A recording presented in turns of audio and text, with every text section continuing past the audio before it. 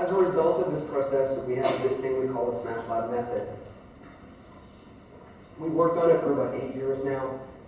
11 if we really look at the length of the company, but 8 of active working on it, and it changes every day. It's something that we're always working on improving. And so, for example, recently user scenarios became a much bigger part, and we really amped those up because we found that it was making such a difference in the information architecture and the user interface design that we were building out. So anything we need to do to make that process smoother, we will do. And I love working this way because what it's done is instead of getting into details, we've got to figure out the big picture strategy first. We have the client invested from the very beginning. So we can come back to that at any point. Yeah, we know you don't like yellow, but we don't really care. And we hear this all the time. Color is what throws a job all the time. You'll have a group of lawyers sitting around a table trying to debate what color choice is the appropriate color choice to make. When you have strategic thinking behind that, that debate really becomes moot. It's a matter of what do we need to accomplish here from a big picture perspective.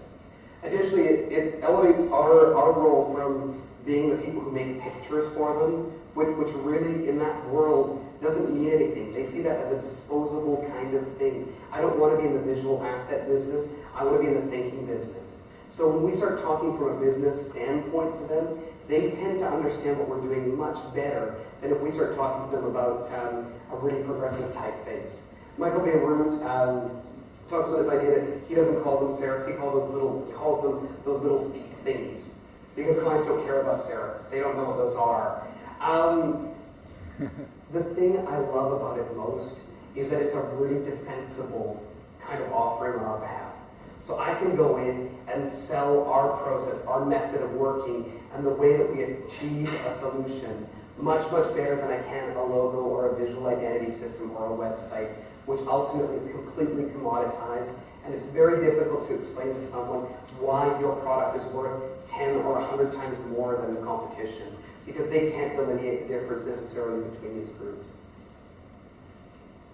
Know your purpose. Brian, as he prepped this illustration last night, said, seems kind of phallic, but I have to go home now. So I don't know what that meant entirely, but we're kind of scrambling to get this together. As I noted, I'm not really a designer. I studied painting while I was here. And, you know, really that was a bit of a tangential kind of thing for me. I'm really glad to have painting as something to work from. We were talking about this earlier, this notion that Tom Kelly, I believe, from IDEO, talks about cross-dressers. So cross-dressers being, you know, engineers or what have you who go into design, or people in the dramatic arts who move into writing. You know, these are people who come from a different standpoint. Eugene, who works with us right now, is an electrical engineer who became a designer. It's kind of neat that you do have different ways of looking at things. There was a lot I gained out of coming to things as a painter. There were also some problems.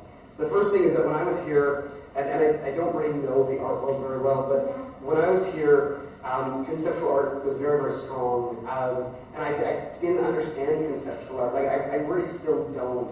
But at the same time, I didn't like most representational work either. So I had this grand plan. See, because I was 18, 19, I pretty much had everything figured out. What I was going to do was find a new cutting-edge kind of work that would be completely challenging, but my parents could still get. And I thought that would be a pretty great thing. I failed miserably at this. I was neither smart nor talented enough to make such a grandiose thing happen. It didn't stop me from trying, though. The problem is that this desire to be cutting-edge crept into my design work. When we started working on projects, I would try to find the most innovative kind of thing we could do. David Carson was still sort of exciting in that time. David Carson does all like the ray gun and done all that kind of experimental type and so on. And we tried to do the most progressive kind of things we could and make sure that every SmashLAB project had no hint of our activity in it, that it all felt different. The problem with this was that it overwhelmingly was horribly inconsistent. We had some projects that worked very well and others that didn't, and we were fighting battles that often didn't make an awful lot of sense. Our clients weren't asking for that. They didn't care that we had found a really great new typeface that Emigre had built and it was so thrilling. They just didn't care. It didn't matter to them. They didn't care that their concept was innovative. They just wanted more people to come into their store. They wanted more orders, that sort of thing. So I think for us, a really important part came down to the delineation between art and design. And I'm the last person to say what art is. I don't really understand that world, excuse me. In my experience, it seems that art is about experimentation.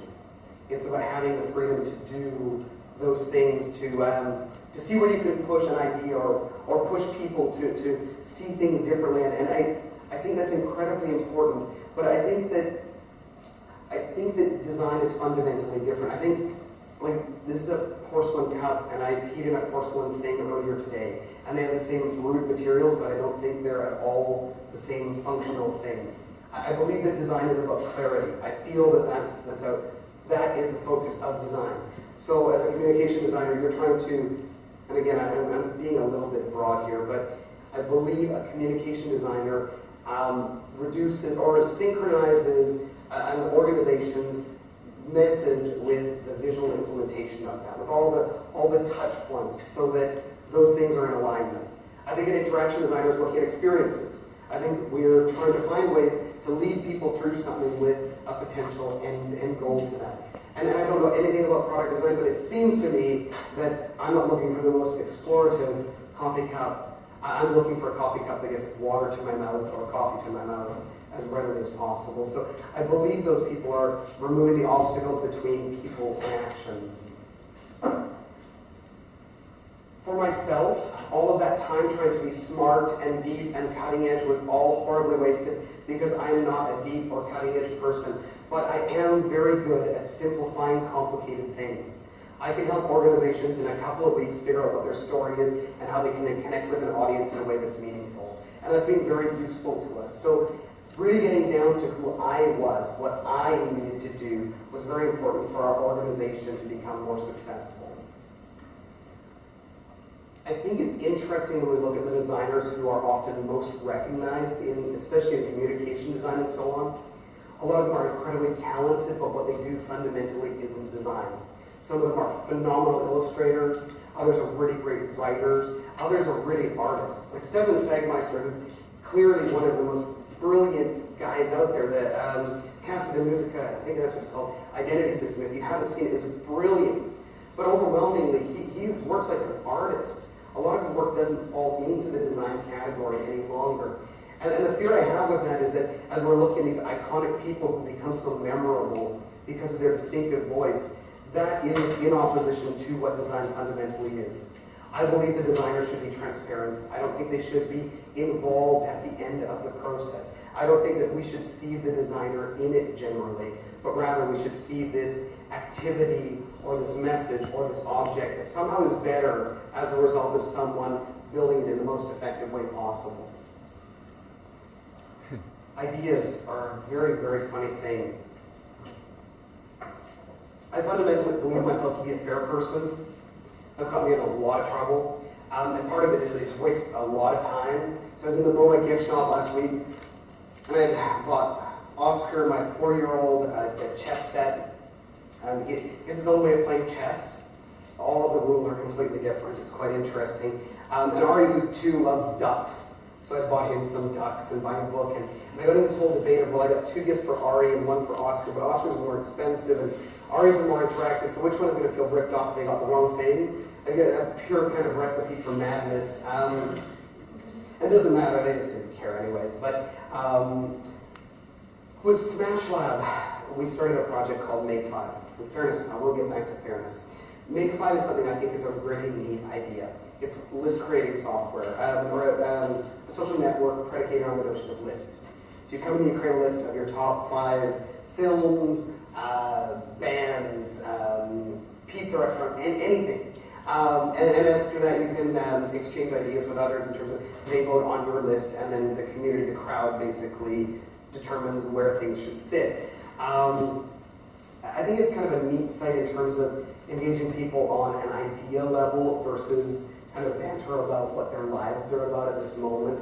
And it does reasonably well. It has about 4 million annual uniques right now. So it's getting, every day about 10,000 people run through that site. One day a weird thing happened though, is I started getting these emails from people saying, I found your Facebook app, and I didn't realize you had gotten the time to do that. This was really weird because we actually hadn't built a Facebook application.